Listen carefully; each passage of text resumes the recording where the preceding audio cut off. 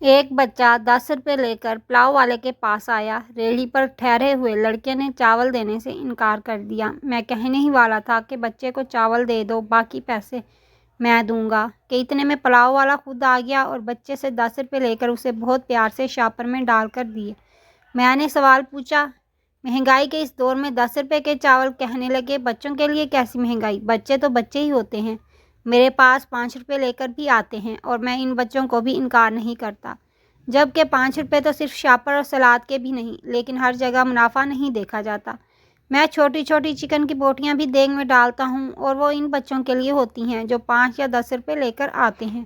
وہ چاول کے ساتھ یہ چھوٹی سی بوٹی دیکھ کر جب مسکراتے ہیں تو مجھے لگتا ہے میری نمازیں اب قبول ہوئی ہیں۔ آج کے دور میں امیروں کے بچے 5-10 روپے لے کر نہیں آتے، یہ غریب بچے ہوتے ہیں۔ یہ میرے سوال کا جواب کم اور انسانیت کا درس زیادہ تھا۔ یہ محبت کا خالص جذبہ، یہ بچوں سے محبت، یہ غریبوں کا احساس، مجھے سمجھ آ گئی کہ اس چاول والے کے چہرے پر مسکراہٹ کیوں بسیرا کرتی ہے، اسے دیکھ کر روحانیت کا احساس کیوں ہوتا ہے۔ ہر جگہ منافع نہیں دیکھا جاتا، کیونکہ ہر انویسٹمنٹ اگر دنیاوی فائدے کے لیے کرتے رہیں گے تو آخرت میں ہمارے پلے کیا ہوگا۔ یہاں کچھ ایسی انویسٹمنٹ ضرور کیجیے جس کا منافع ہمیں وہاں بھی ملے جہاں کسی کا نہیں۔ سلامت۔